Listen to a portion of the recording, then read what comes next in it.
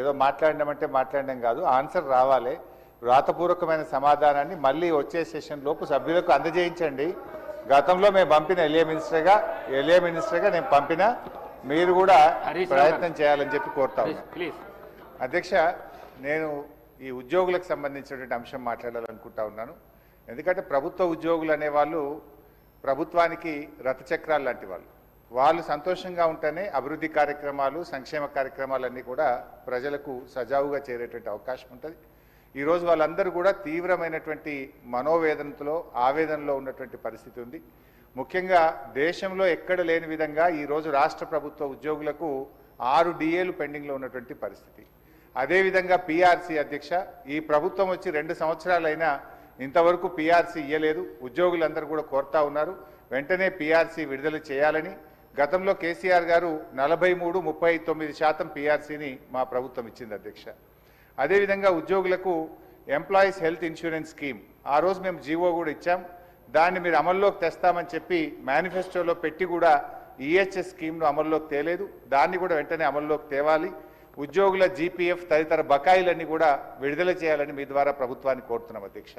ముఖ్యంగా రిటైర్డ్ ఉద్యోగులైతే ఈ మధ్య మనం చూస్తూ ఉన్నాం, 39 మంది రిటైర్డ్ ఉద్యోగులు బెనిఫిట్స్ ప్రభుత్వం నుంచి వాళ్ళ సేవింగ్స్ వాళ్ళకి ఇవ్వకపోవడం వల్ల వైద్యం కూడా చేయించుకోలేక ఈరోజు 39 మంది రిటైర్డ్ ఉద్యోగులు మరణించారు.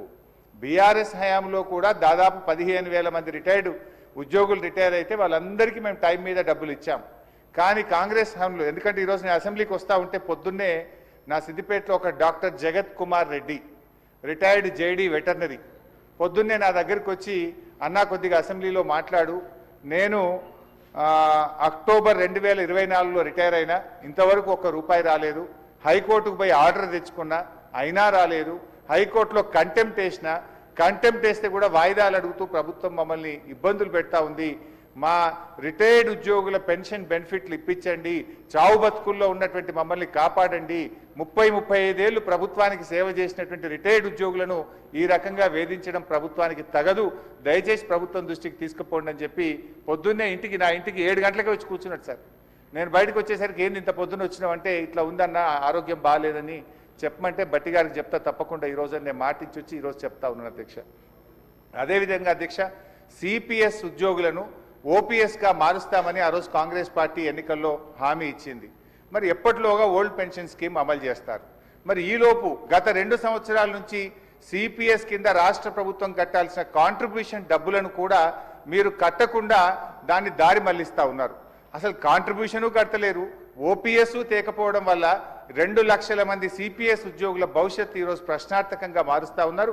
దయచేసి సిపిఎస్ కాంట్రిబ్యూషన్ కట్టండి, ఓపీఎస్ విధానాన్ని ఇచ్చిన మాటకు కట్టుబడి తక్షణమే అమల్లోకి తేవాలని చెప్పి మీ ద్వారా కోరుతున్నాం అధ్యక్ష. అదేవిధంగా పోలీస్ డిపార్ట్మెంట్లో కూడా అధ్యక్ష, సరెండర్ లీవులు 5 సరెండర్ లీవులు పెండింగ్లో ఉన్నాయి. టీఏలు రావట్లేదు, డిఏలు రావట్లేదు, స్టేషన్ అలవెన్స్ రావట్లేదు. మొన్న ఒక జూబ్లీ హిల్స్ ఎలక్షన్ ఉంటే యూసఫ్ గూడ బటాలియన్ మాత్రం సరెండర్ లీవులు, టీఏ డిఏలు ఇచ్చిండ్రు.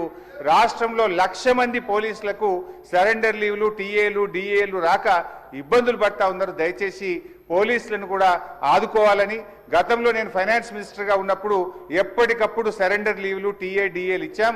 ఈ ప్రభుత్వం వచ్చిన 2 సంవత్సరాల నుంచి పెండింగ్లో ఉన్నాయి కనుక వాటిని విడుదల చేయండి. ఇలా పోలీసులు కూడా తీవ్రమైనటువంటి ఆవేదనలో ఉన్నారు. పోలీసులకు ఉండే ఆరోగ్య భద్రత స్కీమ్ కూడా బంద్ చేసిండ్రు. మీరు ₹1,00,000కే పరిమితం చేసిండ్రు. పోలీస్ కానిస్టేబుల్ చాలా ఇబ్బంది పడతా ఉన్నారు.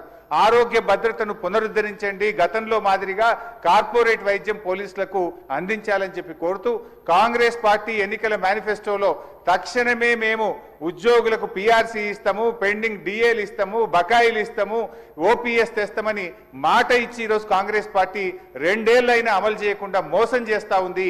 జరిగిన అన్యాయం ఇప్పటికే చాలా జరిగింది. తక్షణమే ఇప్పటికైనా ఉద్యోగులకు, రిటైర్డ్ ఉద్యోగులకు, పోలీసులకు ఇచ్చిన హామీకి కట్టుబడి మేలు చేయండి అని చెప్పి మీ ద్వారా ఆర్థిక మంత్రి, డిప్యూటీ సీఎం గారిని నేను కోరుతా ఉన్నా అధ్యక్ష. అధ్యక్ష, గౌరవ సీనియర్ శాసనసభ్యులు హరీష్ రావు గారు ప్రస్తావన చేసిన అంశాలన్నిటిని కూడా నోట్ చేసుకున్నాం అధ్యక్ష. కానీ సభ దృష్టికి కొన్ని విషయాలు ఈరోజు హరీష్ రావు గారు వారి పార్టీకి సంబంధించి ఉద్యోగస్తుల గురించి వారి సంక్షేమం గురించి మాట్లాడుతున్నారంటే ఏ విధంగా ఉందంటే దయ్యాలు వేదాలు వలికినట్టు ఉంది అధ్యక్ష. ఉద్యోగస్తులకి ప్రతి నెల వారి జీతభత్యాలకు సంబంధించి 20 తారీఖు వరకు జీతాలు ఇయ్యలేని పరిస్థితుల్లో వారి ప్రభుత్వం నడిపారు. ఇప్పుడు వారి ఉద్యోగస్తుల గురించి మాట్లాడుతూ ఉన్నారు అధ్యక్ష.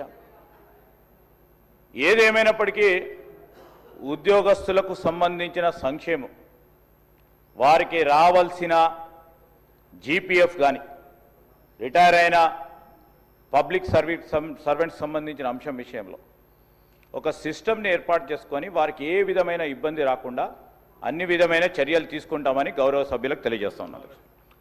శ్రీ మాజిద్ హుస్సేన్.